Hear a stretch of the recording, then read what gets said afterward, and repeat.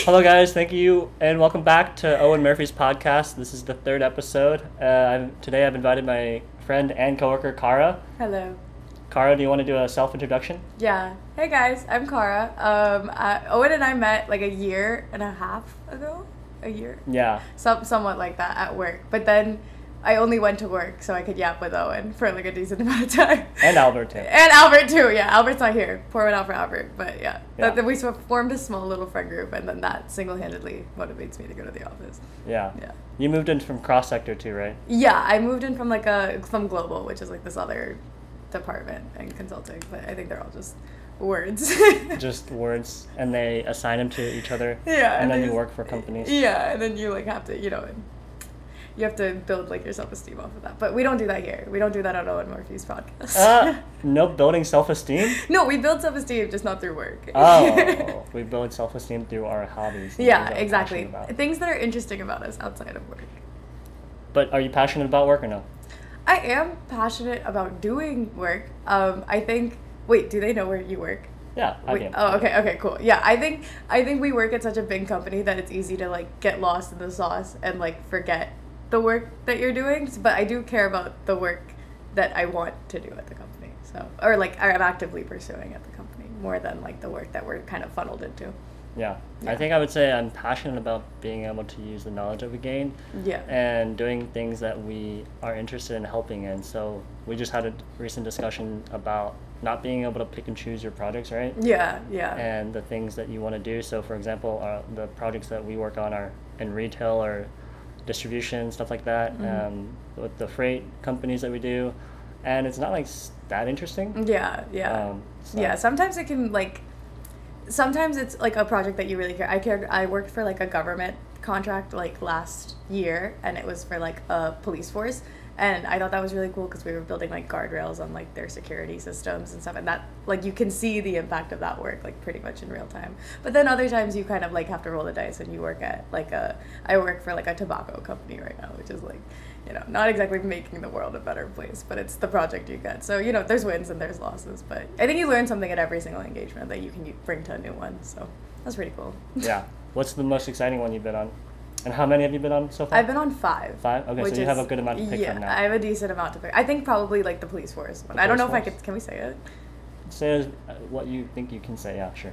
Okay, yeah, I don't want to say it. Oh, okay. Wait, but you were working with the MTA, right? Or no, it was okay, I'll just say it. It's you can crop it out later if we think it's about it. But I was working for the NYPD before, and we were like, it was really cool because we got to like educate them on what ethical AI is, and I think like in the world right now, everyone's like really riding these like AI coattails without knowing like the dangers of it. So we got to educate a bunch of cops who do use AI like every single day on when to listen to the bottle, when not to listen to the bottle, what parts are like hallucinations, just a lot of like terminology you wouldn't hear unless you worked at a tech company. But I think it's really important work because most people aren't educated that much on AI. So that was like a bulk of the work we were doing there. And yeah. It was cool. I think you make a good point. If you're not at a tech company, you don't get exposed to those buzzwords. Yeah, except like everyone's using AI, so I think it's kind of concerning, like how many people are using AI without knowing, that the models the models are human made also, like they're not 100% accurate all the time. Did you see the recent release of OpenAI collaborating with the government to make a OpenAI version strictly for the government? Oh, I did see that. What do you think about that? I think it's interesting. I'm interested to know what kind of protocols they went through and rules and how they actually went about making it for the government. I'm assuming it's just the secure communication, because right now they have a lot of guardrails in place. So I don't. Maybe they up those a little bit more. Yeah. But I don't know what else. Yeah. Yeah. My only reservation with that is that I think we saw this a lot at the NYPD is this over-reliance on the technology, because eventually, I think this is like with all AI, not just like governments, but I think like even when you use like ChatGPT to like answer queries for us, we believe the model so quickly because it's outputting an answer so quickly, but you don't like have that human intervention where you're like, does this even make sense in this context? And I think that happened a lot at the NYPD, and I think that would happen with this like OpenAI collaboration also, is that, government workers, they're overworked, and so over-reliance on those models would probably increase. Yeah. But, hopefully they figure that out. Hopefully, I think it's amazing. Like we all know it's amazing to use it. So. Yeah, it works. Yeah, we use it like every single day. Yeah, every single function. Do you have the Pro? No, I don't pay for that. Okay. No. I mean, you know, I was at like one of those like what do they call it? Like the town halls, and we had like those senior leaders, like some senior partner come and talk to us, and he was like, made everyone like raise their hand if they had ChatGPT Premium, and like I didn't raise my hand because like I don't want to get in trouble, and he was like, no, like be honest, and then like everyone started raising their hand, so I raised my hand. He was like, if you're not paying for it, like you're falling behind in the AI race, and we were like, what? Yeah. Yeah, he was like really encouraging us to use ChatGPT, and I was like, all right. But I feel like that's a common pattern in like a lot of tech companies. Like if you're not educating yourself on how to use these models, like you are gonna get left behind at some point. Like even if it's just like a baseline prompt engineering like education. Yeah, when I was in SF, I met actually I feel like a really good friend that I can be friends with for a long time. But he works in Salesforce and took us to the company, the Salesforce Tower, which is the tallest tower in SF. Yeah.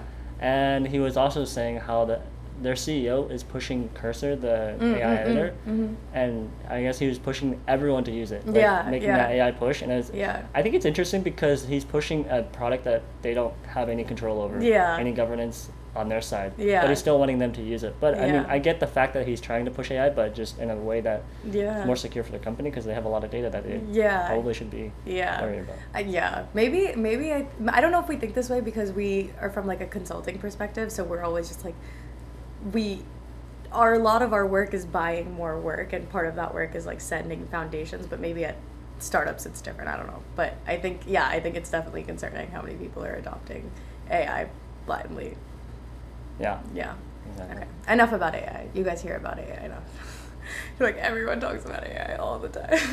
It's the only topic now. I know. I mean, it is big. It is like as big as the internet, if not bigger. But I'm like, I think it's bigger. I mean, the internet, you connect people, right? Yeah. And you get to have everything at your fingertips. But it's just it's a very hard crawling of the internet for the information that you need, right? Yeah. But now it's literally everything's at your fingertips. You don't have to go any further. Yeah, that's fair. But sometimes it's like not valuable information. Like it is valuable information, but like so many times now I see like, so we have like an India team. That's like a very popular thing in like consulting, is like a lot of our teams are offshore, and then they have like a managing team, and so I like lead the India team, and sometimes I'll see like the tickets and I'm like, no, it came from ChatGPT because I see the hyphens, and I'm like, guys, I don't think we can put this in the ADO system. But like other than that, I think it's definitely a useful tool if you know how to use it well. Yeah. And like when it's necessary. The comments on a Jira ticket saying, oh, we did this really great, guys, but we still have some other stuff to do. Like, the ChatGPT generated responses. That's cool. Yeah. Do you want to talk a little bit about your startup then? Oh, Transition? yeah. Okay. Wait, this is kind of like a little bit about this, like our post-grad world thing, but when I first moved to New York, I moved to New York after, like a year or so after college. And I don't know about you, but it was so difficult to find community here, mostly because like there's so much like unstructured, there's very little structure to your life post-grad. I guess this is kind of hitting that topic, but I was so lost, and like I had my friends from college, but I wanted to grow in communities that I didn't already exist in. And my neighbor, like in my old apartment building, she was like interning for the startup. And she, essentially the concept of the startup is there's a host, and the company like pays for all your groceries or whatever you decide to cook, but you basically cook a meal for 12 to 16 people, and you invite whoever you want. The only rule is like no person you invite can know 2 more people at the dinner. So it's like a completely authentic, curated group of people. And then there's like different nights, like there's like a night for creatives, and there's a night for people in tech, and all these things. But yeah, and then you just like sit down, you share a meal, there's no phones. The only rule is that like you just come with a curious mind, and everyone gets free food, and it always ends up being like a really good time. Everyone like helps make it, or like sometimes me, when I'm the host, I'm like, no one come to the kitchen. Don't come at all. I just want to make the meal, and then we'll carry on. But I think it was a really cool thing that I got exposed to like last summer. And then I ended up meeting the founder at that dinner, and he was like, do you want to host your own? The reason I hosted my neighbors is like she can't cook. Like she planned on Trader Joe's mealing like 12 people dinner, and I was like, no, let me do it. So then the founder like got in touch with me, and then we've stayed in contact like for the past year or so. I've brought like so many of my friends to dinners, and it's always been a great time. So if you're looking to make friends in New York, I think it's a great way to do it. Yeah. Yeah. They're I don't know if you heard, but they do a lot of picnics in Central Park as well as Grand Central, and then there's a food court on 51st and Lexington or something. Yeah. That they do, and it's just a place that they play board games or meet new people, and it's literally who's they? So the organizer is Richard Ye. Okay. And he has other organizers with him that help him too, but he Okay. basically does these events where anyone and everyone is invited. Okay. And it's just the purpose is to go there, meet new people, or see people that you've seen before that go there too. Have you gone? Yeah, I used to go, I think a year ago or a year ago and a half, and it was really fun. I met a lot of people. Yeah. But I feel like it was, it's fun for a couple times, but then Is I it just too stopped. big? Is it like too intimidating to? No. I mean, it's not like you're in a big group and you're all Okay. doing self introductions. Yeah. You're like it's organically meeting new people. Yeah. And going out and meeting Okay. new people. Yeah. Fun. so. Did you ever like see those people again, like after? Yeah. Okay, Like okay. there's people that come back and hang out because Yeah. there's a good amount of people that go every time almost. Yeah, 'cause It's just a lot of fun and Yeah. it's something to do with once a week or something if Yeah. they want to do that. So. Yeah.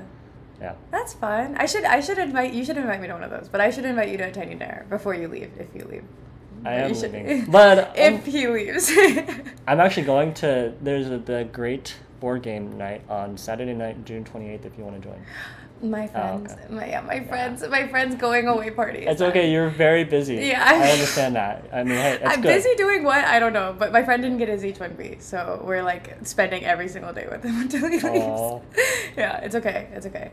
I think he's ready to move on. But yeah. But one of these nights I'll be free like July 13th. I don't know when I'll go again, but Yeah. I'll let you know. When I Okay, go. let me know. Let me know. Yeah. Yeah. Yeah. Do you have anything like? What's your aspirations for the startup? Or Honestly, like when I first started doing it, I didn't see it for the opportunity that it was. I just thought it was like this community that I found and I should explore it. But now I see it as like, have you heard of 222? Like the app? No. Okay, it's like this app that originally started like really cool, and like you make like a profile and there's an algorithm and the UI is really nice. And it's this app so you can like meet new people, but then the events started becoming like $90, $100, $150, and I'm like, this is just so rich people can meet each other. I don't think it's feasible for like anyone to meet each other. So then I like saw that was like a common problem, and I think in general, like not just in New York, but all over the world, there's like a loneliness epidemic because we're so just ingrained in certain like micro environments, and a lot of those are like work and then like the friends you already have and like your family, that there's very little time to find third spaces or third communities. And I realized like I was dealing with that problem myself. And even now, like, even though I have that community, I think it's really easy to, like, funnel yourself into the communities you're familiar with and comfortable with. Yeah. But I think something that I want to do with the startup, let alone, like, my personal, like, career growth, is, like, force myself to be a part of an environment or a community that I don't regularly partake in, like, at least, like, once a month. Just because I think we did that so much in college, or at least I did that a lot in college. I was always, like, hanging out with different friend groups and, like, getting different perspectives. But I think after college, you get like kind of funneled into like the friend groups that you're comfortable with. Yeah, and then you tend to hang out with them for a long time. Yeah, if you can. Yeah, you do. Especially like if you all move to a city together and you don't know other people besides your work friends or like anything like that. Or that. your college friends. Yeah. Or your college friends. Yeah, or your college friends. So yeah, I think it's really important to, because then also you enjoy those people more. Like you can, if you hang out, I think it's human nature. Like if you hang out with the same people all the time, you find like the quirks in their personalities, and I'm sure they find them in yours. And there's always like build up for that. But I think, and I don't think that happened as much in college because we were always like, I don't know. What was your college experience? Were you a social guy in college? I was my first year. When I went to college, it's really cool. I mean, I think it's everyone, mostly everyone. They have a really fun experience.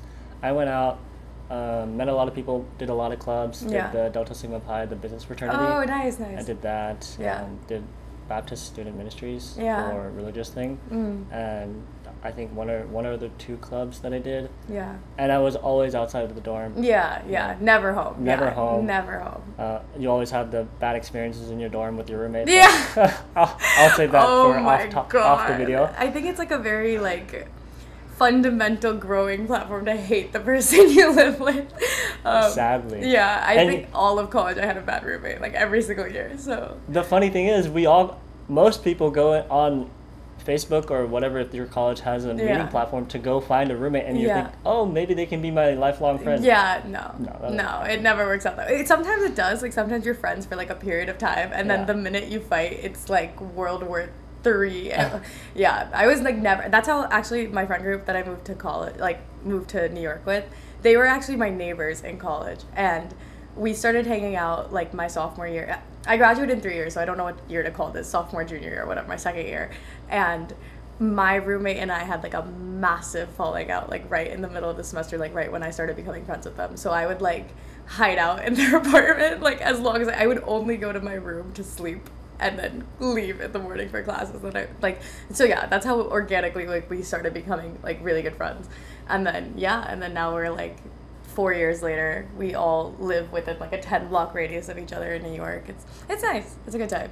Yeah, surrounded by your college friends again. Yeah, but none of them went to my school actually. They all went to CMU, and I went to Pitt. But like, wow, it's very, very, very close. Yeah, it's very close. What, they're 10 minutes away from each other, right? Like actually, they're like right on. Like they lived on Pitt campus technically because the schools are right on top of each other in Pittsburgh. So like they had to go through Pitt campus to go to CMU. Yeah, shout out Skyview if you guys know about Skyview. But that was like the goated apartment building. But yeah, that's cool. Where I live. Yeah. The chai is really good, by the way. Thanks. It's kind of cold now, but preach. How did you make it? So this is my mom's recipe. Actually, she gets really mad at me because I use a lot of cinnamon. But like you take a mortar pestle, cardamom, fennel. I'm like trying to think of the English words in my head because I only know them in Hindi. Cloves, cinnamon, black pepper. You mess it up, and then there's like chai patti, which is like loose tea, and you put it in like boiling hot water. Then you put the masala. Then you put the milk. Then you put the sugar. Oh. And then there's your tea.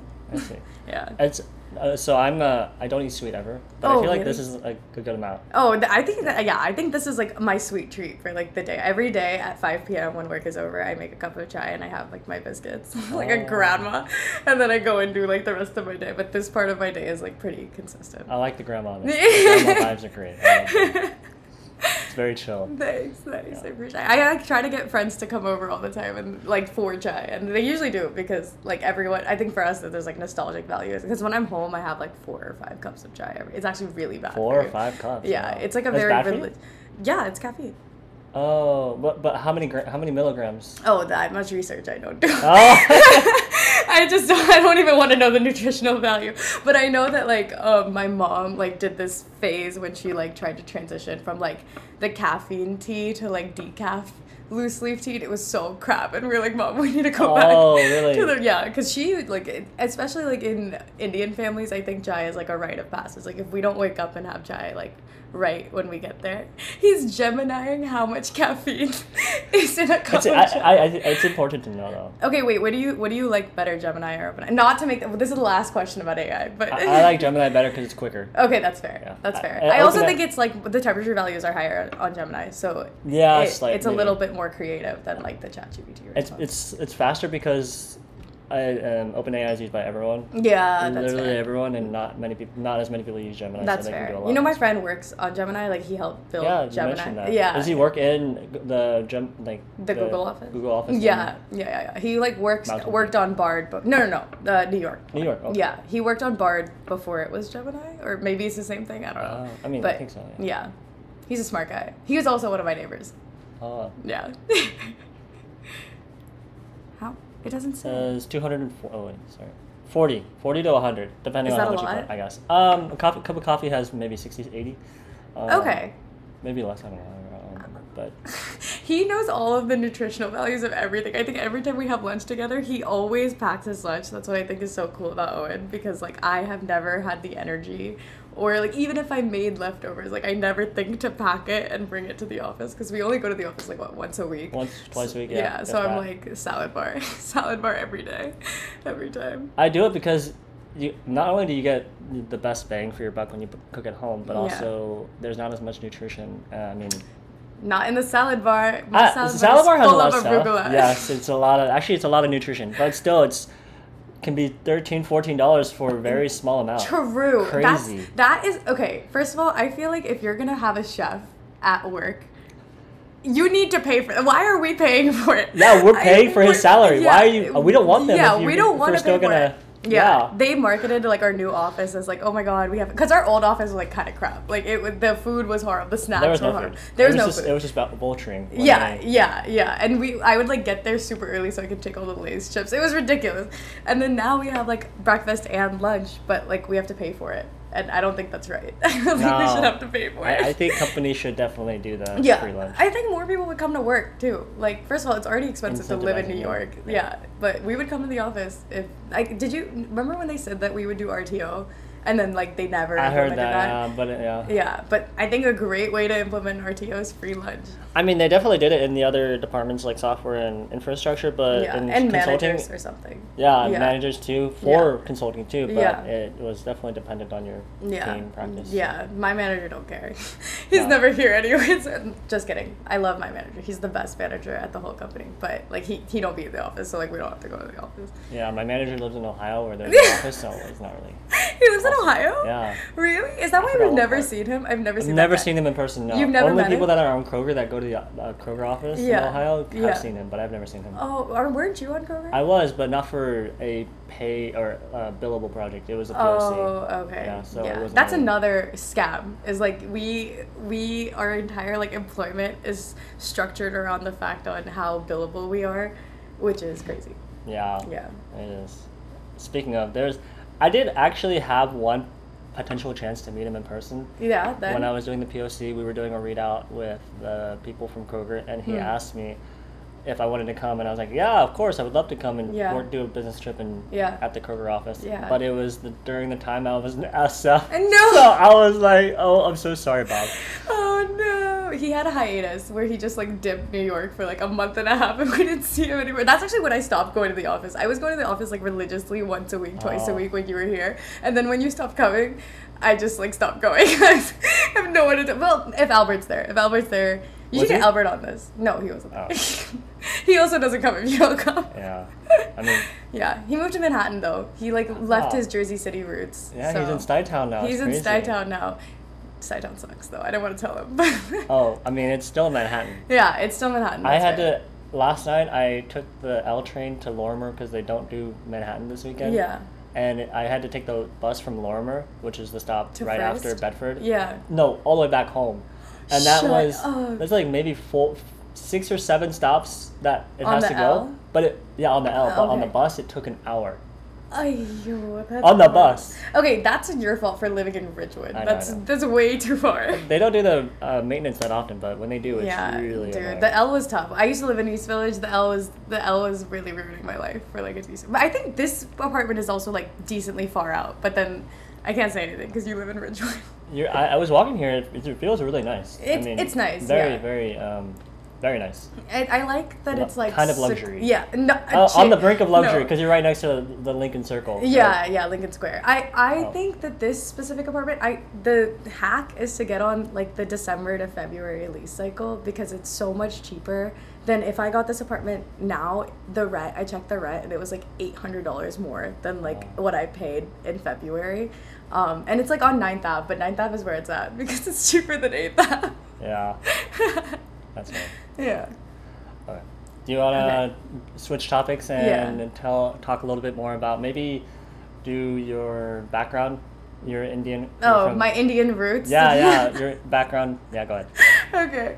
I guess like my background being I've been Just Indian. start from wherever you want. Okay, I've been Indian my whole life. I never switched, but I was born in India. I was born in New Delhi, and then I moved to Westchester, New York when I was 3.5, 4. And then we lived in Queens for a little bit, which is like a very traditional Indian experience. And then we moved to Westchester. And then randomly when I was like 12, my parents moved me to Ohio, which was like the worst thing you could ever do to anyone really, but me specifically. And then I left Ohio when I was like 17 because I went to college. And then went to college in Pittsburgh, graduated when I was 20, and then moved to Texas, and then hated Texas. And then I moved to New York when I was like 21. Yeah. Wow, that's so cool. Yeah.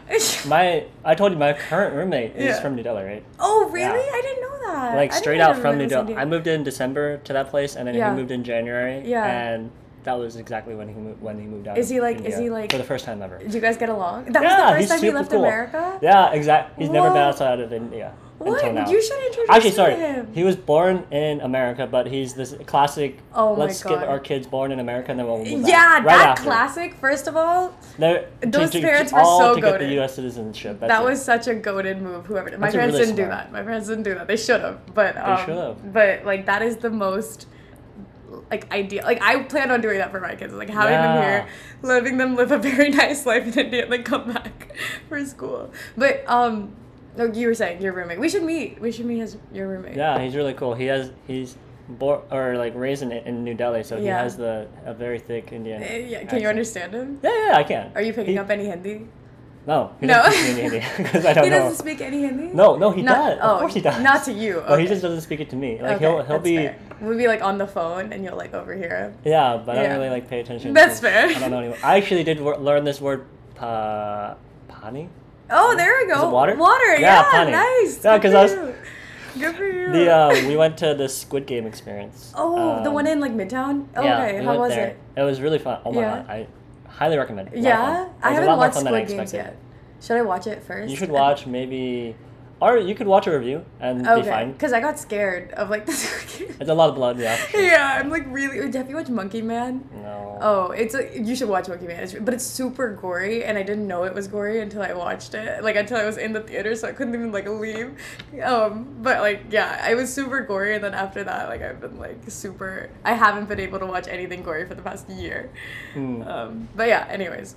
Oh, growing up in India, we were talking about this earlier actually, like just having like a non-traditional American experience, and I think being Indian, I think being Chinese also is a little bit different from being Indian. Is even though we're like Eastern cultures, I think India is like very community based. I don't know what It is, same thing. China is also Yeah. very community based.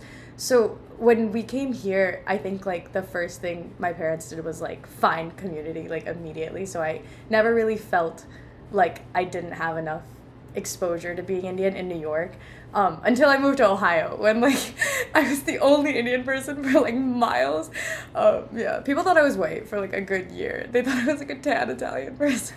Oh, I mean, you could definitely pass that off. No, for sure. no, it was horrible. Because I posted, like, I remember I posted a picture for the Valley, and they were like, what is that? And I'm like, did you guys not put together that I was Indian up until now? But yeah, that was a crazy experience. But I think because of having that experience, now I'm, like, way more appreciative of being Indian and, like, of being raised in, like, an Indian or so environment. But you had a similar experience in Dallas, right? Like, you grew up around, like, a lot of white people. Yeah, and I you're was not white. So how was that? Yeah, I think throughout entire high school, or from elementary to high school, and I also went to boarding school for 2-3 years in Arizona and Utah. But throughout the entire time, it was from 7th grade to 9th grade. I literally never knew this. I'm finding out so much about you for the next hour. Okay, cool. Yeah, but why did you go to boarding school? Because I was a bad kid. Yeah, seriously? It was not something to take me and get me into a good school. It was for me to get back into school. Dude, that's what my parents used to threaten me with. They're like, we're gonna send you to boarding school. It's not fun. I'm glad they didn't, because it's not fun. It wasn't fun? No, I mean, it was fun, but I don't recommend to send your kid to a boarding school like that. Oh, really? Send them to a school that they can get into a good school. What maybe. type of boarding school was it? It was a it correctional. It was like people there did drugs and they did really bad What? stuff. I Did didn't you do do that. I didn't do that. drugs? Okay. No. I just was a disrespectful. Didn't learn to respect my peers and my elders, and then Oh, shit. was shot out in class. That's crazy. I would never have guessed. Just if you go into like a 5th grade class and one kid is just not behaving right. That's me. Oh, But like were maybe you like just worse. jumping off the walls and like talking Kinda, to just everyone? like not. Oh my god. Not being quiet. Not. You know, following that the happened to rules. me in 4th grade also. I got 47 timeouts in 4th grade because I just like would not shut up. Like I would just bother everyone and she kept like moving me tables and I would just become friends with whoever's table I was on. I would get put on timeout all the time. But that's crazy. Do you think you got like corrected after boarding school? Because I feel like you're pretty calm. Like you're pretty tame most of the time. Like I don't think I would never have guessed that you had behavioral issues.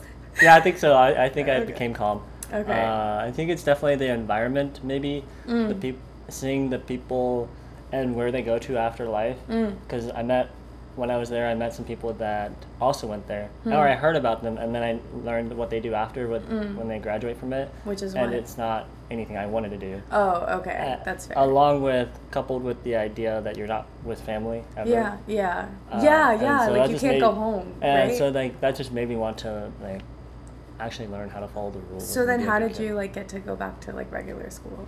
So when I got kicked out of private school, and then because before the behavioral thing. Yeah. Okay. And then I went to public school, and then they were wanting to kick me out, and then my parents told me that I need to leave to do something about my behavior, or else I'm going to get kicked out again. So I went to the boarding schools, and then then they have, I guess it's a well recognized school. When you graduate, you get a good certificate saying like you are different now. Yeah. So they have like a very rigorous program of reading all these self-help books like 7 Daily Habits or whatever it's called. So you do all that stuff, you get a certificate, and then you tell the school like I did this. Okay. I'm good to go now. So where did you go? Like what was the private? Can you say what private school? Yeah, it was my private school and boarding school. The private school you went to. Liberty Christian School. In Dallas. In Argyle. Texas. And then the boarding school was? It was Oak Creek Ranch School was the first one, and then Diamond Ranch Academy was the second one. Oh, you went to two? Yeah. Oh, because the first one was more so, it was slightly less, I guess, I don't know how to put it, but it just didn't seem like the good fit. Like, different schools are different. Yeah. That must have been so isolating, though, especially like in peak like puberty from 7th grade to 9th grade. You're just in the middle of the desert by yourself. How did you like? You're not by yourself. You get to make friends. Yeah, it's still fun. But like without your family and like without the community you grew up with, was that a bit jarring to like adjust to school there? No, I don't think so for me. I feel like I've always been like okay with adjusting to a different life. Yeah, living by myself or something. I don't know. Fair. Maybe that's not a good thing, but I don't know. No, that's a good thing. And then how did you adjust back to like life when you moved back to Dallas? I think, I don't know. I just adjusted back. Like I made some friends when I left. Or made those back again and hung out with them. But I feel like I actually, because I went back, I played football, so naturally you have a community there. But I don't feel like they were necessarily a community that I wanted to hang out with, because I didn't necessarily feel like I belonged yet. When you went back to high school? Yeah, because they all knew each other since 5th grade. For a long time. And they played football for their whole lives together. Right. So I feel like I never really had a community to hang out with until I was in maybe senior year, when I actually stopped playing sports and I hung out with the nerds. Those are my people. Who were the nerds? What club was it? Just the nerds that don't play sports and that are on all of the AP dual credit classes. Okay. And they're all smart. Yeah. That's a nice community to be a part of. That's fair. I have a friend that works at Toyota. And then a couple of the one in Dallas. Yeah. I have a really good, my like best friend when I lived in Texas also works at Toyota. It's the headquarters there. Yeah, the headquarters. They were like right aside from Japan. Yeah, they were right outside from like my first project, which was PepsiCo. Like, so we would go to like the office together. It was cute. That's so cool. Yeah. Because I talk very close to UTD, right? Yeah. Like you go up past Richardson and go to Plano. I know way too much about Dallas, Texas. Really? I did not like my time there. Fair enough. Wait, that's really cool. And then like in college, was it easier for you to assimilate and like pick up like the workload? Like, did going to boarding school affect how you study, or did it make it better, or like did it make it worse? I think I was always a good student. I was always a smart person. I just didn't dedicate it right. Yeah. So I think the nature of being smart helps. Yeah, that's fair. So I didn't really have that much problem. That's fair. That's nice. Yeah. I think that's, I don't know. Maybe I should attribute it to me being Asian, or maybe just being smart. I don't know what. No, first of all, not all Asian people are naturally smart. I feel like I had to work really hard to get smart. I don't know. Like growing up, I went to a feeder school in because it's Westchester. Like I don't know if you guys know the lore about Westchester. Well, what part of Westchester? Scarsdale. Scarsdale, yes. My sister is trying to move there after they have their second child. She should, because there's two things about growing up in Westchester. You grow up with like, it is like somewhat white, but it's also like very diverse within the white itself, but then like I had like Venezuelan friends growing up, I had Colombian friends, I had African friends, like I had so much exposure to different cultures that it was never weird for me to be like my culture. So that was great. The con is that it is like a heavy feeder school, so the competition is so intense, and like there was like kids in my grade, like my family friend group, my two best friends growing up, one went to Yale and one went to like CMU. So like they started studying for like their SATs in like 5th grade or something ridiculous like that. And that is the culture. I think it's really good idea. I think it's decent, but like at some point you kind of like need to let your kids be kids, and I think that was kind of lost on the culture there. Like everyone was so competitive, and it was like I wasn't like standing out in that crowd by any means. Like I was like a normal kid. Like I wasn't like identified gifted or anything until I moved to Ohio. But I think that's just because the standard of learning is like way less. Like when I got to Ohio, I had already taken like most of the classes that up until 9th grade in 7th grade. So like I was just chilling. That's why I'm so young for like everything, because they just like accelerated me through. And then I started going to college, like Ohio State, when I was in sophomore year of high school. So then everything just got like really like all of a sudden I went from being like a normal kid to like perceivably super smart, but I wasn't. There was just like a compared to people in Ohio. Yeah. And then I remember I would go to like, I went to my first like Ohio State class. I remember telling you about this, right? Like how I went to Ohio State like in high school. I think we briefly talked about it, but I remember I went to my first like Ohio State class. It was like Gen Chem or something when I was 15, and my mom had to drop me off to class because I couldn't drive yet. So she had to like drive me to this college campus, and these like freshmen in college were sitting next to me. Like 19 years old. And, how old are you? Are you in our class? It was so embarrassing. Yeah. But then like, you suffered through. But I'm really glad because I saved my parents a year in tuition when I went to college. Awesome. Actually. Yeah. I think everyone should do that. No, it was a horrible. That's the thing. I think I channeled myself so much into doing that because I didn't want to like sit on my hands in Ohio and like not. And I really wanted to get out of Ohio. I hated Ohio, for various reasons. But once I did that, like I got to a point where like I graduated early from college also because of like getting the year done. And when you graduate like without your friends, you are kind of like navigating this environment like all by yourself. Like it's not all of you leaving, it's just you leaving and your friends continuing and staying and having a good time in college. And I think I really thrived in college. Like I think the social atmosphere, like I was a really social person in college. I don't know if you could tell. Yeah, I can tell, don't worry. I was a really social person. I was really involved. Like I was in Hindu Student Council, but then I was also in a sorority, so there was like all these like different dynamics of groups that I was a part of. So then when you like leave that a little prematurely, like I don't know, like I was underdeveloped, but I think I was a little less seasoned, like leaving. Like I left college before I could like legally drink. Like it was a little bit premature. That's only because you're in the States, right? Oh yeah, true. If I was in Europe, it would be fine. Yeah. But I think I'm glad for it because it's my experience now. But I think going back, I probably would have just coasted a little bit more in college. Yeah. You don't think you would give your kids the same kind of, not exactly the same, but just the idea of doing school faster because you already know you don't need to be in school for that. We don't need to be in school for that long. So would you not have that same experience for your kids maybe? I think that like there's a certain amount. There's only like X amount of learning you can do. I agree. Like there's only a certain amount of school you can do. But I think college teaches you things like outside of school that you won't learn in such a structured manner anywhere else. Like, and not to like, I think I learn a lot like every single day living here, but I don't think I would have been prepared to live in New York if I didn't have like those very excruciating social circumstances in college and like forcing myself to meet different people. So I would let them do the high school college thing. Like I would let them go to like Ohio State classes in high school, but I wouldn't let them graduate early. I don't think they should, unless they absolutely wanted to and like that was their passion or whatever. It saves you money though. No, it's fine. I'll spend the money. Like or they'll get scholarships. They'll figure it out. No, true. They'll figure it out. But okay. I think it was like a really important like time in your life because that we were talking about this. I was actually talking about this with my therapist the other day about like structured learning versus unstructured learning.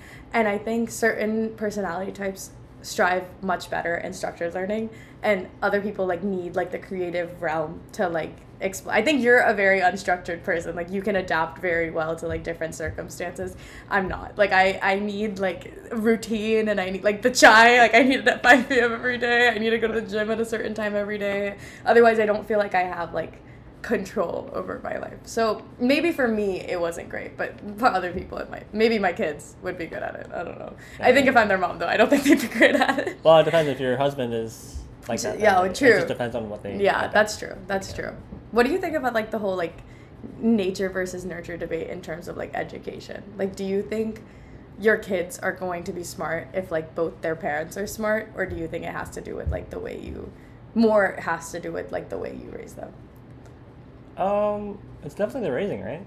It's what they learn. There's no right answer. I was just wondering. Oh, I feel like it's if your parents are naturally smart, I mean, are they not kind of very, very much intertwined with each other? Your parents are the people that raise you, so they're gonna bestow upon you the knowledge that they have, right? Yeah. But I've seen that like go both ways. Like I've seen people come from like one of my really good friends, like her parents are both like MIT PhDs, and like she's not like an unintelligent person, but like the ambition to strive for like higher education was like she went to Penn State, she did like a marketing job, she is like traveling Europe now, and like doing some photography thing. I think it doesn't necessarily transfer over, even though like they raised her like the same way like the Westchester community raises you, like they put her in all the things, but like that it just never clicked for her. But then on the other side, like I know a lot of people that come from like my parents aren't like extremely educated either. Like my dad went to college, my mom didn't. And like both like me and my sister went to like decent schools, and my sister got her master's and like all these things. So like I think it just depends on the way. I think it has very little to do with like who you're born to. I agree. Like I think it's just based off of like the rigor that you are raised with.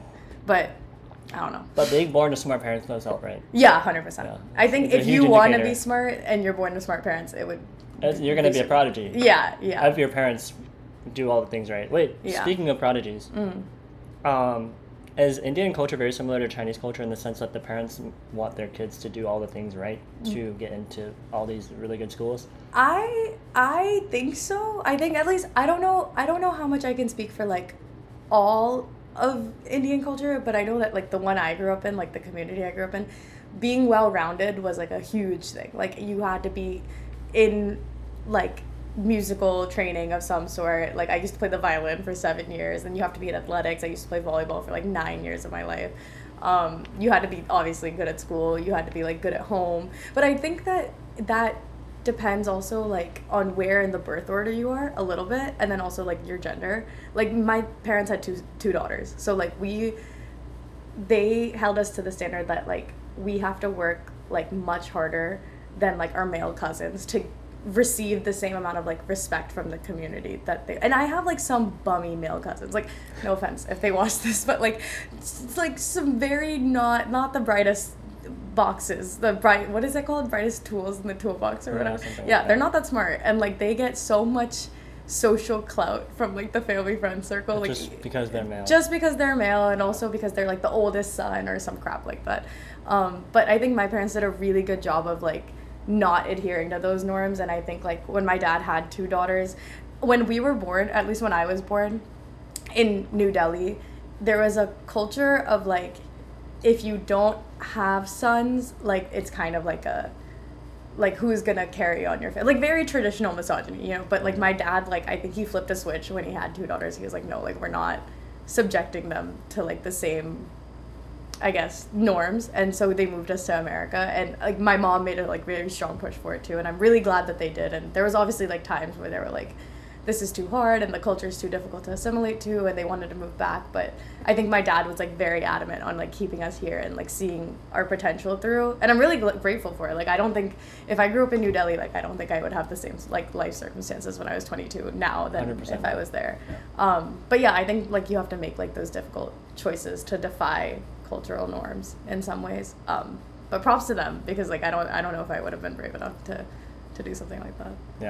What about you? I feel like when you grow up in like you grew up in a white family, right? So how do you feel like you found your culture even though you were surrounded by people that weren't your culture necessarily. You or mean like Chinese culture? Yeah, but also like just defining what your culture is, because you are like Chinese American, but you're also like very visibly Chinese, but you also grew up in like a very, like you played football in college too, didn't you? Yeah. Yeah, It's so funny you did that all these very American things. Yeah, it's funny that you say that. I feel like on the surface, I am classified as Chinese American, but I feel like I'm definitely before graduating college, I would say I'm 100% American. No Chinese in that at all. Because when I was in high school, my parents would, I guess because there's a lot of Chinatowns in America, we go to those cities like LA or SF or New York, and then they take me there, and I feel like I was not really wanting to like learn the culture at all. I feel like I wasn't really Chinese at all. I feel like I was American, so up until college, I would say I was 100% American. Chinese. But now I think now your phone's in Chinese. Like I can't read your notifications. Not anymore. I because I'm in America and people don't want to like deal with that. Okay, wait, but that shouldn't matter. Like, I mean, it's okay. It's okay. Okay. Continue. I changed it for the convenience. The convenience of it. Okay. Oh yeah, now I can read your top bar. Like my computer was never in Chinese. I think that would be a struggle actually. Yeah. I would be less productive. Yeah, that's fair. That's fair. But I think the point at which I started learning about my own culture is after college. My best friend, the one I mentioned, who's from Shenzhen, we met in freshman year of college. Yeah. And he was, I guess, taught me a little bit about the culture throughout college. He wasn't my best friend because I wasn't like it's actually kind of funny. So he seemed to want to be friends with me a lot. Okay. But I didn't want to be friends with him as much. Because he's American, guys. No. It wasn't that fact. I think I naturally saw him as kind of I don't want to say annoying, but maybe that's the right word. Yeah. Okay. And then obviously, there's the fact that he's international. His English isn't fluent, so it's hard to communicate with people. Yeah. Right? That's fair. And I'm in college. I don't want to struggle to talk to somebody. Yeah. That's fair. But maybe I should have had more patience. But yeah. And then I moved to New York. He moved to New York a year after, and then that's when we actually became best friends. We moved in together when he moved here, and then we became really close as friends. Yeah. And then over that time, like what flipped the switch? Like, how did you? You used to find him annoying, and then. That's so honest. If Shenzhen sees this. His name's Mac. Oh, his name's Mac? Yeah, he's from Shenzhen. I thought he was... No. Cut that out. It's okay. No worries. We're not cutting it. Okay. But what flipped the switch? I think just getting to know him more. And I think it also helped that he had a girlfriend too. This is the friend that got married. That's the one that got married. Yeah. It's good that he had a girlfriend because I guess your significant other changes you a little bit. Yeah. Makes you a better person, right? Yeah. So I think that helped a lot. He changed throughout college, which is nice. Yeah. And then, just the mere fact of being together 24/7, being in a city that is still slightly unfamiliar to both of us. Being able to experience that together, I think that grows. And then that's pretty cool. The point at which it switched for me to want to learn more about the culture is when I started Chinese on Duolingo. Yeah, but what made you want to learn Chinese on Duolingo? Like one day you were just like, let me pick this out. So being around my roommate who hangs out with Chinese people all the time. Yeah. Like I hang out with him sometimes, and it was, I would go to these events where there's only Chinese speaking people. Yeah. So I was in that environment. But you cosplayed, you fit right in. If you don't talk, then they think you're. But so I attended a couple of those events, but I had no idea of what they were saying at all. So I was like, okay. Yeah. What do you think your Chinese proficiency is now? Conversational. I mean, okay. If someone's having a conversation on the bus in front of you in Chinese, can you understand? I can understand, yeah, but I don't necessarily feel comfortable because I'm not daily speaking it, so it's not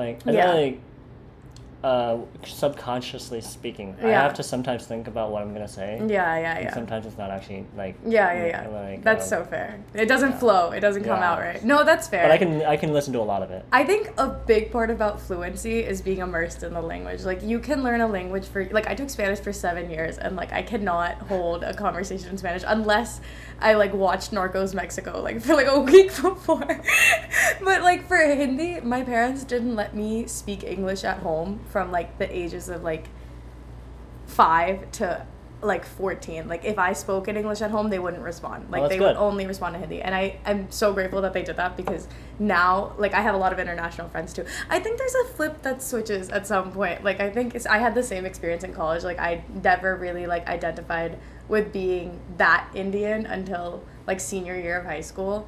And then I got to college and I saw all of these people that are like super proud of their culture, and like a lot of my friends are international kids, and I was like, wait, this is like a cute. I think when you like know two languages, it kind of feels like you're living two different lives. Like you get to experience the world in two different languages, and I think there's certain words I'm sure in Chinese that you can't directly translate to English, and like vice versa. Same thing for like Hindi. There's like certain songs or certain movies like you can't, the translation in English. Certain life events that happen that that no you one knows can't about unless you know the language. Exactly. And I feel really like privileged to get to experience the world in like different lenses. But yeah, I think it's really cool that you're exploring something that you didn't necessarily need to explore.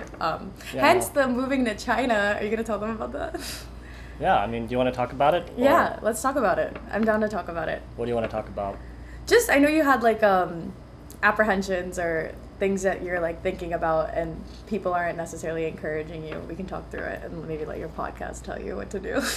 I think it's a great idea, but I think that's just because I'm impulsive. So yeah, so I went to, a little bit of context, I went to Beijing at one of the universities there to study Chinese for a month, and I had an amazing time, obviously, and I also realized that 1 month is not enough. Yeah.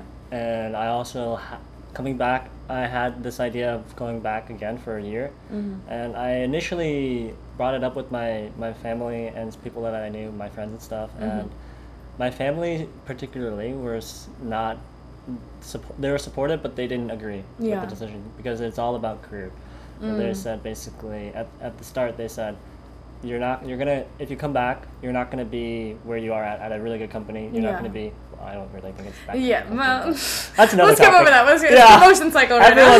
Everyone thinks it's a good company. I'm just like, sure. It's like, I think if you're ready to like coast, I think it's a really good company to coast. Yeah. But I think if you're in a place in life where you want to grow and like see your work implemented like this week and not in like some quarterly dashboard like 3 months from now, it's not exactly the best fit. But I am really grateful for it. I am grateful for like 100%. The network we have. I think we have a massive network. If IBM sees this, we really like our jobs.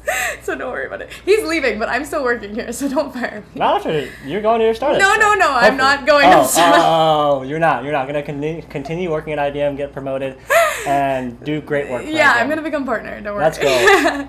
But you were saying, what was I saying? Like you had a really good job and like your family's career oriented. They said if you come back, you're gonna be in the same position, if not a lower pay, probably too. And it's gonna be hard to find a job if you get a job within a year or two. And I was like, I think I'm willing to take that risk. Yeah, especially considering the job market is so shit right now. It has to be better. Like in a year from now, it can't be worse. I mean, we hope. Yeah, unless we go to war, in which case we're screwed. But that's a heavy topic. Yeah, we gotta cut that out. But yeah, and then long story short, I thought about it, and I was also thinking about my life in general, like my retirement, my savings, my work, my economy, stuff like that. And I just thought being in America is nice because of the exchange rate, because of you're building wealth in America, and the dollar value, and not in another country that has a less dollar value stuff. Yeah. So I was like, okay, maybe I'll stay here. I don't really need to go. But then I continued to go to events that are only Chinese people, and I was like, well, I don't have this like completely out of my head. Yeah. And then the more I went to these events, and the more I realized like maybe I should go, because if I want to continue hanging out with Chinese people, like I need to be fluent in Chinese. Yeah. And it's still learn a desire. It a lot better. Like I think you'd learn a lot faster. Like your learning would accelerate if you were in the environment. That is, so it's always been that desire there. So I was like, okay, maybe I just need to pull the plug. I don't really need to.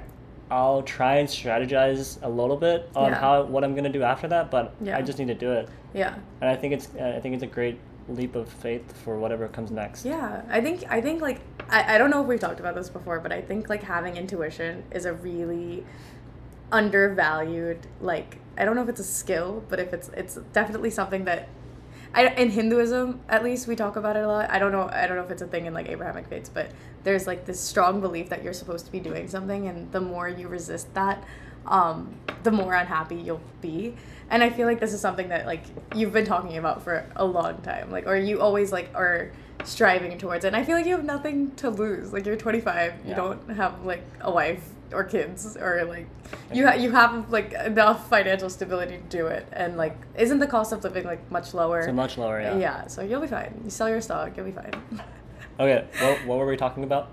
Why I think you should go to China, even if it's not. Is it the like year-long thing that your family has like apprehension about, or is it's it a year-long like, thing. So could you like, if you want it, like, I mean, I think you should do whatever you want, but like, do you think if you cut the duration down to like 6 months, they'd be more on board with it? Or Maybe, yeah. Because you can easily come back. Yeah. From that. Can't you come? Like, aren't you a U.S. citizen? So like, does it matter? Like, do you need a visa to go to China? Yeah, everyone needs a visa. I mean, actually, sorry, most people need a visa. They actually have been opening up their country up to more countries where they don't need a visa. Yeah. They can just travel. Yeah, but if you're, I don't think the U.S. is going to be on that list anytime soon. No, they're not. Yeah. Unfortunately, you still need a visa. Like a Singaporean passport would have gotten you there?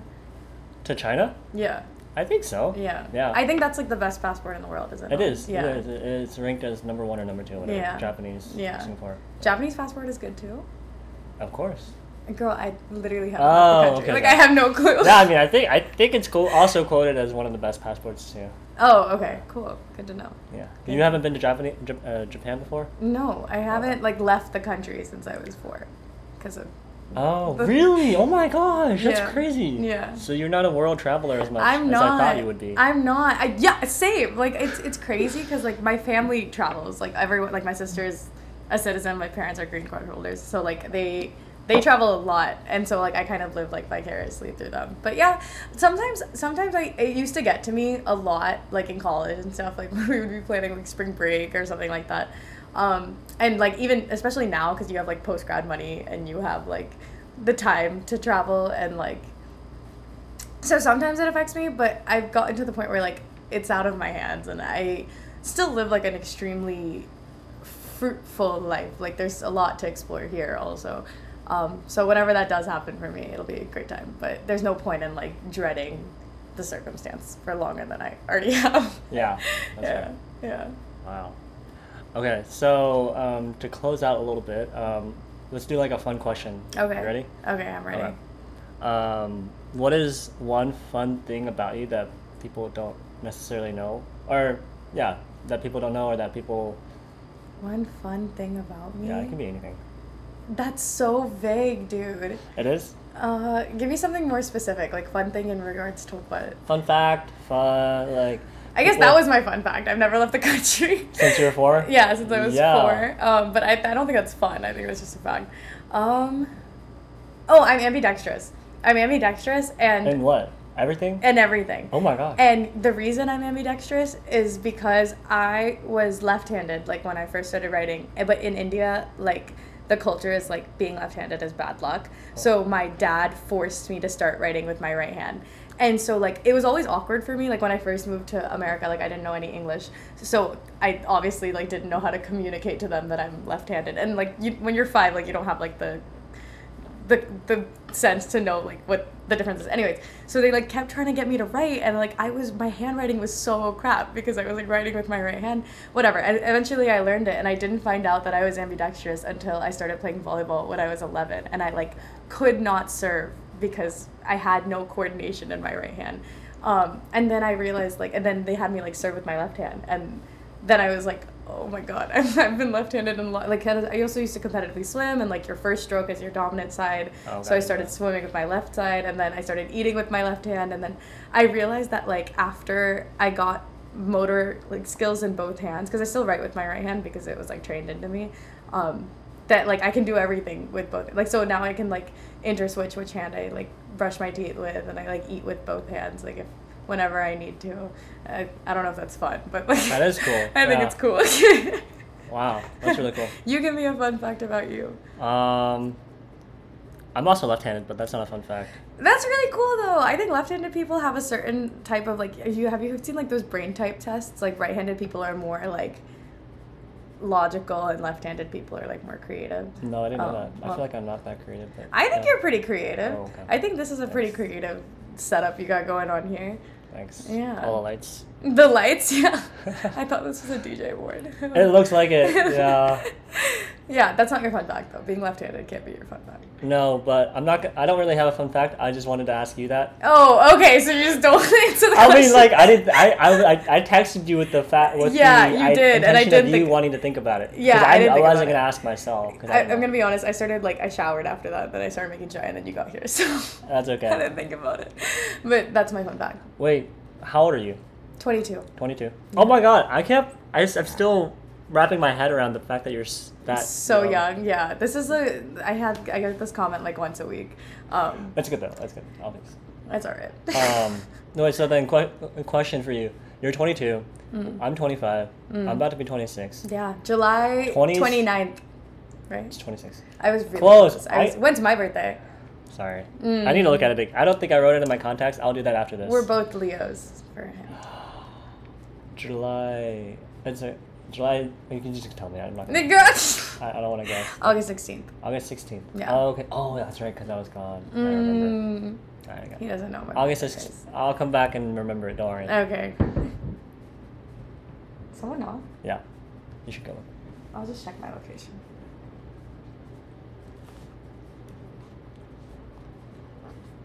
No. No one that I know. Okay. That's so strange. Huh? That's so strange.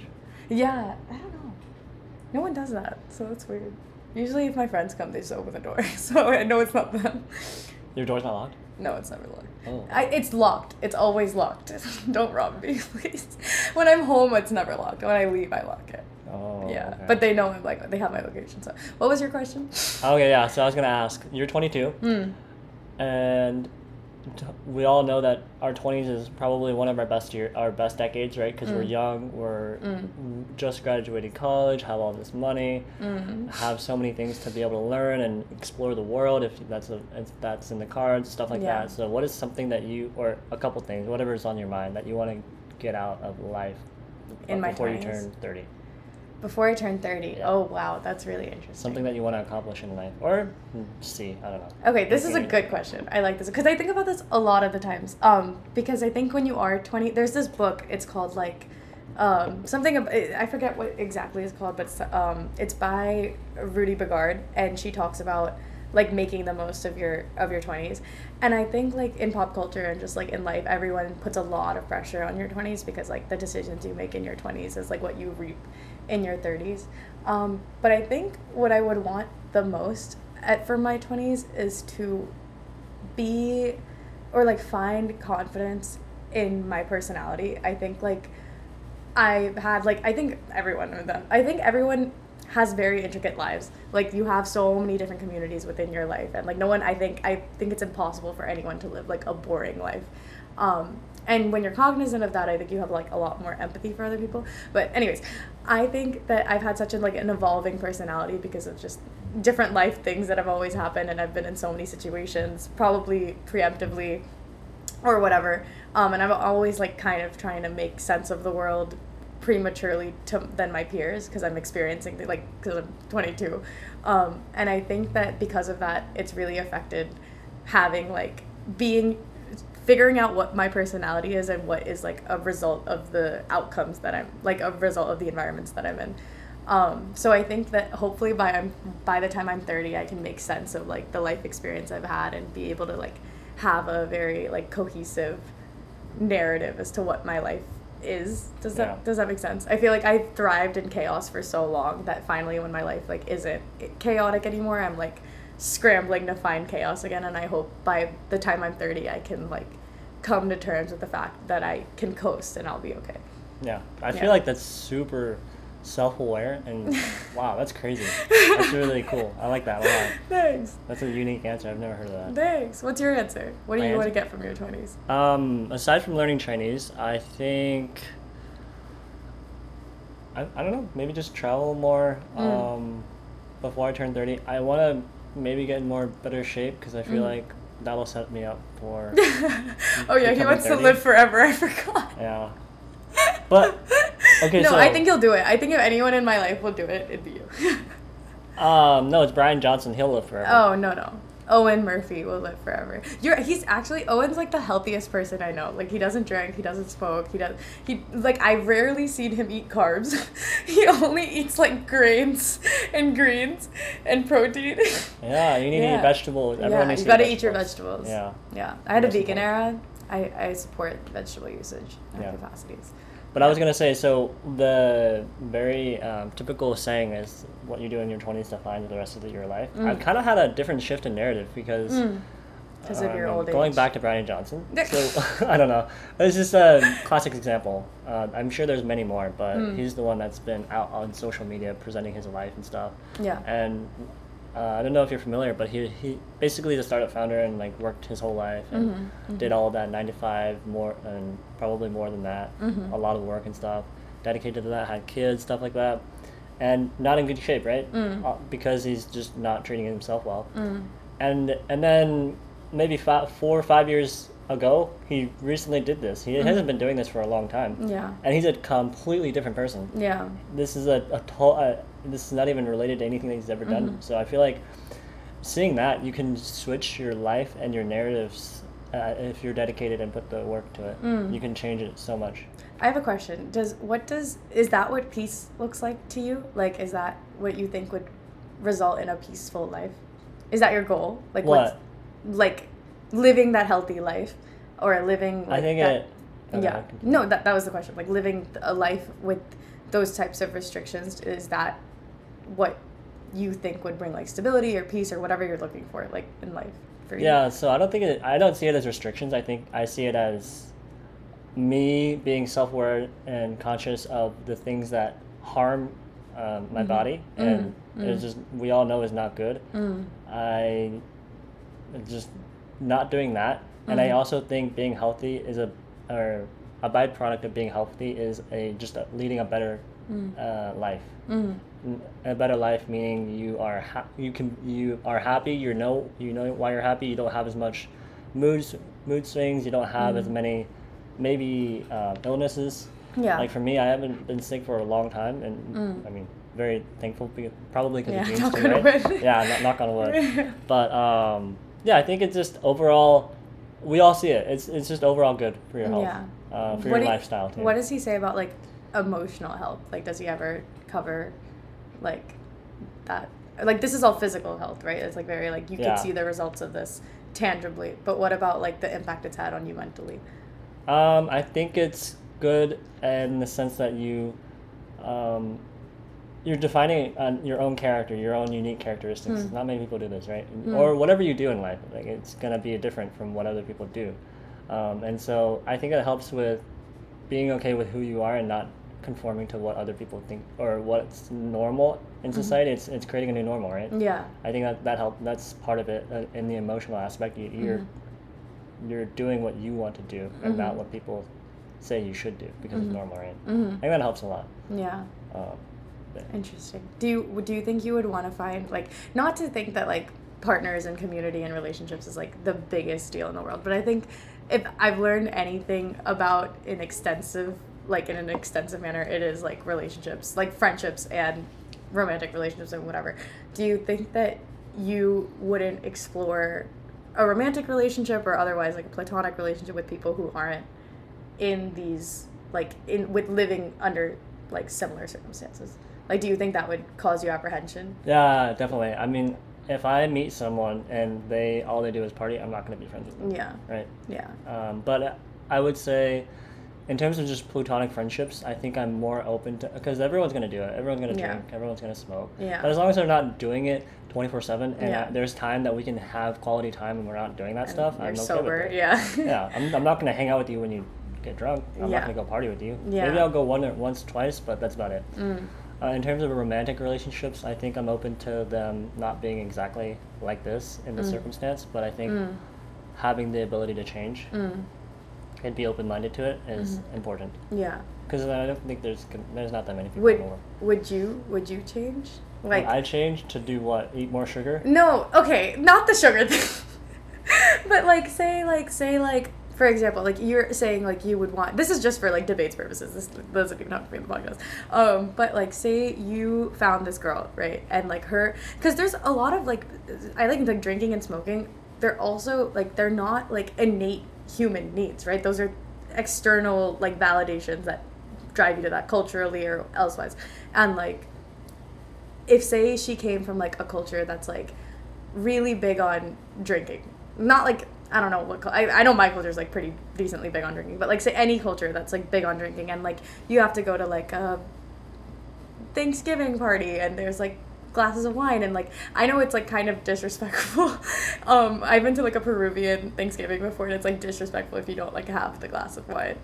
Even if you're like, I mean, they don't, the concept of sobriety isn't really like a thing there, but like would you participate in those aspects of our culture, or would you be like, no, this is like my hard and fast rule, but like you should make more changes to being sober? I just wondering how like that would shake out, because you live in a very like stimulating city. I think it's very hard to find people that are like-minded. Kind of yeah. Not that you won't, like we're friends, and like I do degeneracy sometimes. Yeah, I still hang out with you. Yeah, you still hang out with me. We get a happy hour. Oh yeah. Yeah. So like, how would that shake out for you? I don't think I would conform to that necessarily and break out of what I've been doing, because it just doesn't really make sense, right? It's yeah. Like, yeah. I mean, it goes for any kind of value or belief you have. You're not going to do something against that value or belief just for that one person, right? Yeah. Make sense. Right. So what if like her values are drinking? If her values are drinking, But you really like her. Like this is like, you're so infatuated with this person. I'll try it. I mean, people You'll try can change. drinking? No. Oh. I'll try being with someone. Okay. People can change. Yeah. I'll try and be more self-aware during that time period, and see if anything's changing or our conversations are leading to anything. So that's like hinged on the anticipation that she'll change, right? Yeah. Right. If not, I'll try and make a 1 year mark or something, or 6 months mark, and say, hey, I'm not saying anything. Where did this value like develop? What, healthiness? No, not healthiness. Like you drink in college, right? Like you dabbled, and then at some point you stopped. Where did it develop? Yeah, is it because of I've never been someone that drinks. Oh, okay. Like you never really.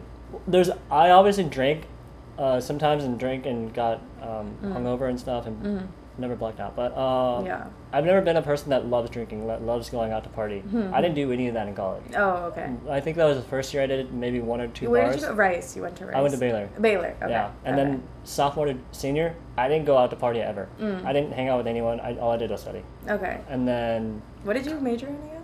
Math and CS. Okay. Yeah, that's why he was partying.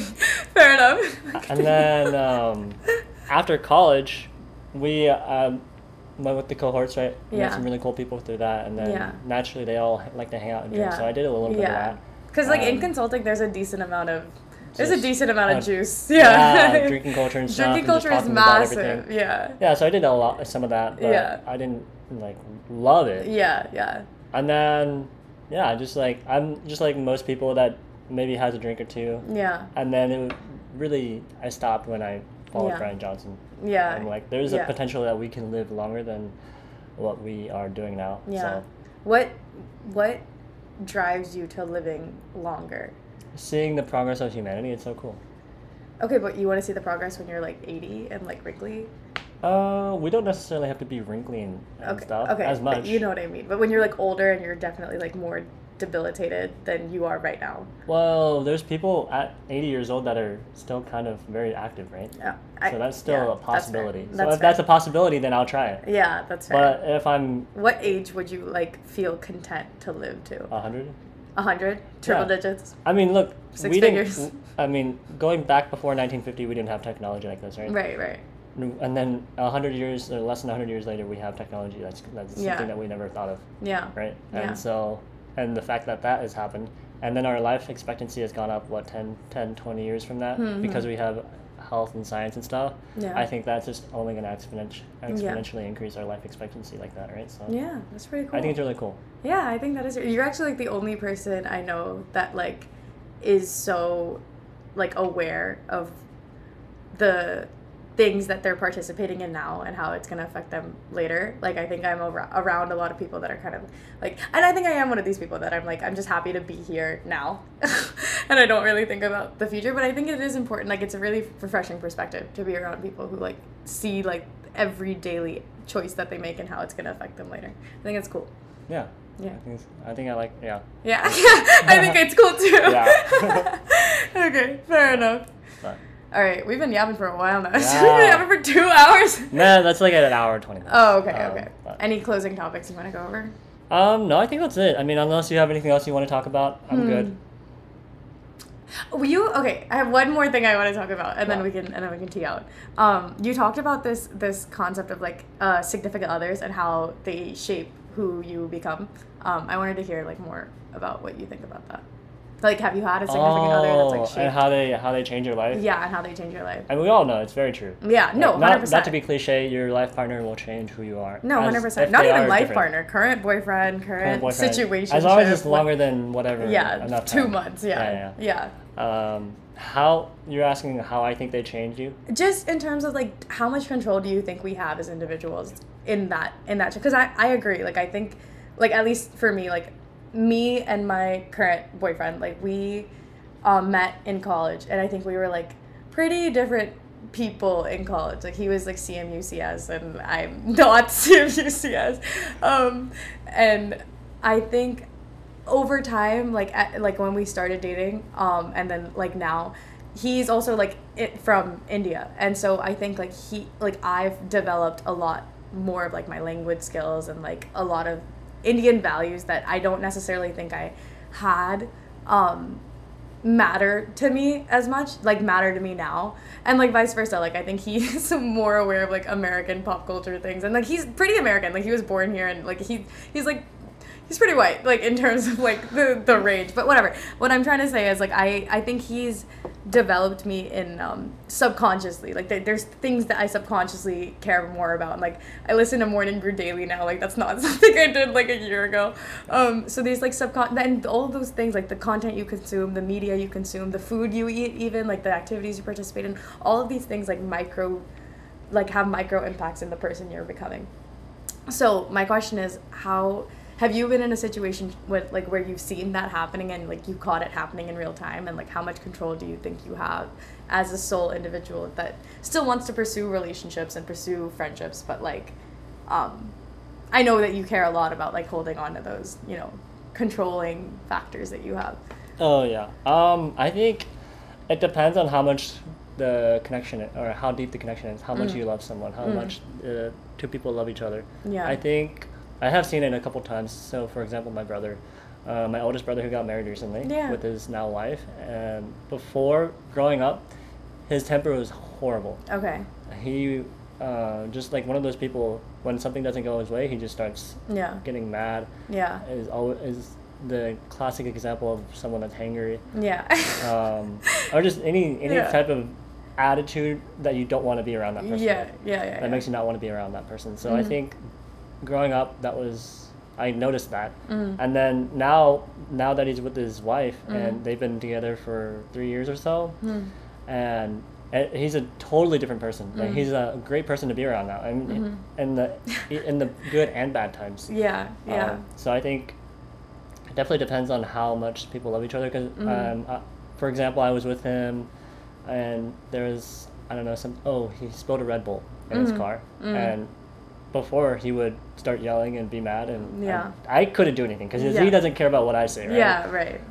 But his wife was there, and she's like telling him to like calm down. It's not a big deal. Yeah. We can clean it. Yeah. And stuff like that. And I was like very impressed. Like he listened to her. Yeah. And because he loves her, and because like she wants him to be better. And he trusts her. Yeah, exactly. So I think it can have a huge impact on people. Do you think there's like an upper limit to how much you can love someone?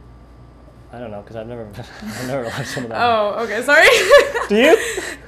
I don't know. I feel like I've always been in like dynamically growing love situations, and like love is not like linear, right? Like, you don't like meet someone and you fall in love with them and then it's always up. Like, it's up and down and up and down, and like you've seen really low lows. Like, my parents had a love marriage, which is like very against the norm in Indian culture for that time. Like, everyone got arranged marriage then. So I think like I had a really good example of like the ups and the downs and like how challenging it can be. And I don't think there's like a upper limit perhaps, but I think there's like a maximum range, and I think they definitely exist within that maximum range. But I think like people our age, I don't think we can reach our upper limit like anytime soon. I think that happens like over time, over like 10 years or so. Yeah, probably longer than that. Yeah, like I don't know what the time is. I don't know actually anything because I'm like too young, but like I think I have been in love. Like I think I am in love, and I think when you're in love, like you operate under this mindset that like you cannot possibly love this person more. But then like a month or 2 months or 3 months go by, and like you create all these new memories, and then you love that person more. And I think that like that aspect of growing a relationship is always linear, but then like no one really considers like the setbacks, like the time away or like the fights or like whatever. But yeah, I was just wondering like what other people's perspective is on like, do you think you can reach an upper limit or like a maximum value of like how much you can love someone? Because I think that's also different like from someone that's family versus not family. Like I think from like my sister, for example, I think I could literally do anything wrong and like anything wrong on the planet, and like she will still love me as much as she loves me. Like I don't think that'll ever, and same like for me, like I don't think I can ever love her less than that maximum range. But I've also known her for 22 years, so it's different. But yeah, I was just wondering if like familial love can be transformed into like, you know, like the love you feel for your family, like if you can feel that for like people who you're not related to, other than your spouse. Yeah, because then eventually you become related to them, right? Like through marriage. Maybe, yeah. Your best friend. Yeah. Like. Do you think you love your friends that much? No, I love them, but... Fair enough. Okay, what then, since you said you've never been in love, what's something that, like, have you ever anticipated being in love? Or, like, do you see yourself anticipating being in love? Or do you just think, of course. I want to eventually settle down and have a family and have kids. So, yeah, of course I do. But I don't know. But you seem to be like very patient with it. Like you don't like rush anything or you don't force anything that's not working. I think it's because you haven't really like hung out with me that much. That's fair. But I would say from what I've seen, I don't say like I rush things that much. Like I'm going on dates, so what any other person can do. Yeah, that's fair. But I've kind of stopped that since I'm going to China. So yeah, that's fair. Maybe you'll date in China though. Maybe the love of your life is in China. I would like that. She can teach you Chinese. Yeah, and then I can teach them English. Yeah, it's a transferable. I highly recommend dating someone who doesn't speak your primary language. I think it's great. I think you learn so much of their language and they learn so much of your language, and it works out well. As long as you have like one common language you can speak with each other. But yeah. I think it's great. I think it'll be better once I get better at Chinese, and then it'll be more... You'll get better, I swear. Easier to like find people. Remember when I told you how like every state in India has a different language? Yeah. So like me and my boyfriend, like we speak different because he's from South India and I'm from North India, and like but mostly a lot of the people, like the most widely spoken language is English, and then like a little bit of Hindi, but like. Anyways, so we both obviously speak English, and he like understands Hindi much better than I understand Telugu. But like I've seen over the course of like the year and a half we've been together that like his Hindi has gotten so much better, and like I understand probably like 20-30% of Telugu, which is like you can't understand South Indian languages if you're from the north, and like vice versa. Like they're completely So I think it's cool. I think it's always cool to learn a new language, like how we talked about before. Like you get to experience the world in like a different context. So yeah, hopefully you find your girlfriend in China, bro. Thanks. What if she's not Chinese? What if she's American? No. I mean, that would be less cool, but I'm okay with it too. Yeah. Fair enough. I mean, she could be Japanese or Korean too. Oh cool. Yeah, not taking things. That's fair. If you had like Korean babies, that would be really cool. Did I tell you I like can kind of understand Korean because I watch K-dramas for this is like a legitimate way to learn Korean. I'm not even joking. I watched K-dramas for like 3 years of my life straight, and like now there was like I was in Bar Harbor, like Maine, 2 weekends ago, and there was like this Korean family like reunion, and I was like overhearing their entire conversation, and I was like, Krishna, like I know what they're saying. He was like, Nani, you don't. And I was like, no, I do. Like, I had the context, and like I like looked it up and I showed him. But I think I knew what they were saying. But he claims that I don't know enough Korean to be saying all that. But you should have Korean babies.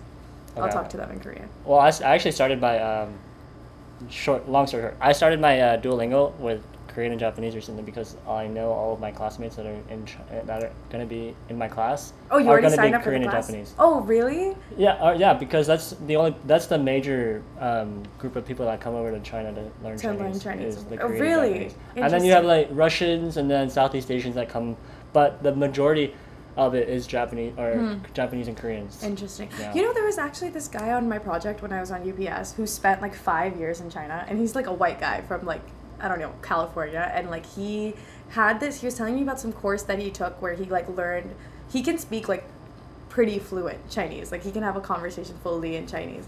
But I'll put you in connect with him. He like got acquired from that new company that we got. What was that company? HashiCorp or something like that? Oh yeah, HashiCorp. Or like either that or like or some others. Some design company, I don't know, something like that. But I'll put you guys in. I'll send you a Slack. You should talk to him. Thank you. I appreciate it. Well, okay, guys. It's been a really fun conversation. It has. You have to edit this really well. I know so much.